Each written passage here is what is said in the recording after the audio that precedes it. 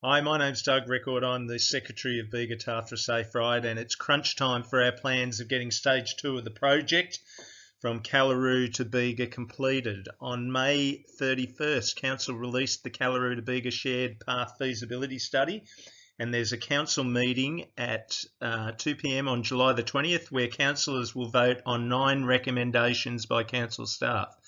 This presentation includes information on how you can help show that our community wants this project to happen. We need you to show your support for the completion of the Path to Bega, and we need you to ask councillors to set aside some of the staff recommendations. If that doesn't happen, the path may be delayed for years and may never happen at all. And that would be a great shame because there's only 10 kilometres to go to connect Bega to the coast and to create a new tourist attraction that will boost our regional economy. What can you do to help? Email Bega council@begavalley.nsw.gov.au stating your support for the completion of Bega Tathra Safe Ride by constructing the Bega to Callaroo shared path. Include your name, address and phone number and request that your email be provided for councillors prior to the council meeting on the 20th of July. Write your reasons for why you would like to see the path finished. Make it positive and polite and talk about the benefits for locals and visitors of all ages. Some of the factors you could talk about: tourism growth and a stronger economy, health and well-being, recreation and fun, safer roads, a cleaner environment and low-cost commuting and reducing car dependence. If you're a business owner or a leader of an organisation, you could provide a signed letter of support to add to our growing list of business supporters. You can download a letter from the email you've been sent, scan and sign it. However you get it back to us signed, we'll include those in the package to council. And just at this point, a big thank you to all those local businesses and people who have put up their hand and signed the letter for us. The list is growing every day and I couldn't fit them all on one slide, but for all of you people that have done that, we appreciate it very, very much. Keep in touch, subscribe to our e-news on our website. There's a link on the email. Like and follow us on Facebook and use the hashtag Bega to Tathra Go all the way. We do want to say thank you to the council for committing to and delivering the feasibility study. It's a significant document, 434 pages long. We agree with many areas of the report and the opportunities it presents. The study shows that there are no major constraints to building the path, including positive engineering, environment and heritage study reports. It has significant business and community support. But there are problems. There are problems in the feasibility study, and the main one is cost. They've come up with a costing of $18.8 million for 11.7 kilometres of concrete path, 2.5 to 3 metres wide. That works out at approximately $1.6 million per kilometre. Now, that is a very large increase from the successful Stage 1 Tathra to Callaroo project. So if you look at what was built there, if you exclude the current section down to Armstrong Drive and the section to the public school, which are urban sections, the run from Tathra Fireshed to Callaroo with the 2 bridges was approximately $1.2 million for 3.3 kilometres of shared path, which works out at $364,000 per kilometre. So you've got this recent example of a path built, $364,000 per kilometre, and you've got this new costing for the bike path from Callaroo to Bega, which is $1.6 million per kilometre. Now that's 4.4 times the cost. It's not double, it's not triple, it's 4.4 times the cost of what it costs to build Tathra to Callaroo, and that really warrants further discussion on why, when the feasibility study does not highlight significant environmental or engineering constraints. So in terms of reducing the cost, we've come up with a simple solution. If you were to start at the hospital roundabout, the distance to Armstrong Drive, Callaroo, is 10 kilometres, taking 1.7 kilometres off the distance, and we estimate reducing the cost by $3.8 million without a loss of tourism and safety benefits. Now, the cost benefit analysis tool it's just a spreadsheet that you put numbers into. When you put in that reduced cost at $15 million and you factor in some contribution by our group through sponsorship, fundraising, in-kind support of approximately $20,000 per year, you can get a benefit cost ratio of greater than 1 for the whole project from Bega to Callaroo. So at 1.2, that means for every dollar you put in, you get $1.20 out, and the net present value is in the positive at 2.68 million at the 7% discount rate, meaning that the whole path, which we knew it would be, is economically viable and feasible. And the other factor that we used to get that result was we bumped up the usage figures from the very, very low figures that the council have used. I mean, they're talking about figures of less than 5 pedestrians on the whole Callaroo to Bega currently, and that's, going from Upper Street past the hospital. We've come up with figures based on some of the counters that were used on the Tathra to Callaroo section, 30 odd people a day at least on that section. So we can come up with a figure which gives us a much healthier usage of the path, because tourism, we're seeing in lots of different parts of Australia, wherever this infrastructure is built, there is a big boost in the tourism.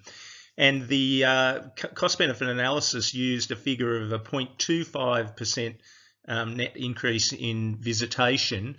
We've boosted that to 1%, and we think that's realistic when we look at what's happening in other parts of the country. So the cost-benefit analysis that the recommendations are based on, we don't believe give an accurate picture. So the recommendations... Look, and finally on the cost-benefit analysis, we were in contact with the Minister, Rob Stokes, the Minister for Active Transport, his office, and they said that the figures didn't make sense that were presented in the cost-benefit analysis. So we just believe that warrants further investigation. And lastly, we'd like to bring up those recommendations that the council staff have put before the council for the 20th of July meeting. We acknowledge and have no major concerns with recommendations 1, 2, 3 and 4, while noting those consultation concerns. There was no consultation with the Aboriginal community. There was no consultation with the access and inclusion community. There was no consultation with diverse user groups. There was no consultation with the peak tourism bodies, Sapphire Coast Destination Marketing, Destination New South Wales. There was no consultation with the business chambers. No one was given the opportunity to review the document before it came out. So those concerns are there and the excessive costs are there, but we still accept those first 4 recommendations as basically okay. The recommendations 5, 6 and 7, however, they're so heavily weighted towards those higher costs and understating the benefits that they should not be accepted in their current form without further review and recalculation. We highlight the opportunity to shorten the pathway by 1.7 kilometres, reducing costs by 3.8 million and improve the benefit cost ratio to greater than 1. We note the missed benefits that were not counted in the calculations and the very low usage figures. So what you're looking at in those recommendations is a distortion of the actual worth of this project. Recommendations 8 and 9 propose to halt the project pending an active transport plan being developed, and that may be years away. And that doesn't recognise that we can get an economic stimulus, the tourist benefits, health benefits, road safety benefits and environmental benefits from a quicker implementation. So those recommendations should not be accepted. Look, one of the things that we're most concerned about is that the downgrading in the cost-benefit analysis of the tourism numbers is kind of suggesting that we're not like other parts of Australia and that we couldn't attract the same sorts of visitation that they are with cycling infrastructure. So we're asking, what do those places have that the Bega Valley doesn't? And for all of us that have been to all those different places, we know that the Bega Valley has beautiful, outstanding scenery.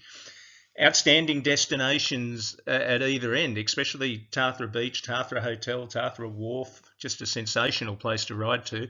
We've got great topography. It's relatively flat. We've got a great climate compared to, not putting down any of the other places, but the Monero is pretty cold in winter. We've got a good, mild, year-round climate, which is excellent for bike riding. The distances that we're talking about, it's only 10 kilometres from Callaroo to Bega. And, with the extra 5 to Tathra, you're looking at a really good distance for commuting or for a nice tourist ride. And remembering, of course, that people of all ages now with e-bikes can make these trips quite easily. We've got a wonderful supportive community and enthusiastic local businesses. And that really is the key to this project taking off. We can integrate with other cycling activities, specifically Tathra Mountain Bike Group. We've got a fantastic group there that's done amazing things over the years as volunteers, developing a whole range of paths which are recognised around Australia and overseas. We've got the quiet country roads west of Bega. We've got connections to the iconic Mountains to the Sea route, which could potentially link up with the Monero Rail Trail when that or if that is established. So it's just an exciting place to be. You've got not a long way to go to get to the Eden mountain bike tracks, the Narooma network, Threadbow. Mountain biking is just one part of the cycling pie. There's a lot of people that don't ride mountain bikes and don't do single track. And this Bega to Tathra ride will attract a lot of those people because it's just the sort of thing that they're looking for in rail trails and elsewhere. And speaking of rail trails, when you look at the outstanding example of Tumbarumba to Rosewood, the economic outcomes, the spend in the Tumbarumba region was up by 20% in the 6-month period, June to December 2020, compared to the same period in 2019. Remembering that was the start of some of the intense COVID restrictions when other parts of the state were just getting smashed because they were losing visitors. They've done really well. The spend in Tumbarumba outperformed the Snowy Valleys region and New South Wales as a whole. So more money was being spent. 9 new or expanded businesses in Tumbarumba and Rosewood. Lots of people, 17,000 users counted in 2021. A whole lot of positive social benefits, and that's the sort of thing that we can achieve here with a completion of the Bega to Tathra ride. Here's a couple of snaps from a recent trip we did. 8 rail trails in 3 weeks, starting in Tumbarumba and then going round into Victoria. It's just something that people want to do, and there's no reason why they can't do it here in Bega. Just back to our active community, there's a picture there of Dane Waits there with Robbie Russell at the cow crossing at Gilla. Dane has been our Give Dane a Clean Run community champion, encouraging people to keep the roads clean, and he has also made the bike path, the cycleway shared path between Bega and Tathra, one of his projects that he's supporting. He's an ambassador for the project, and we're very grateful for his enthusiasm for the project.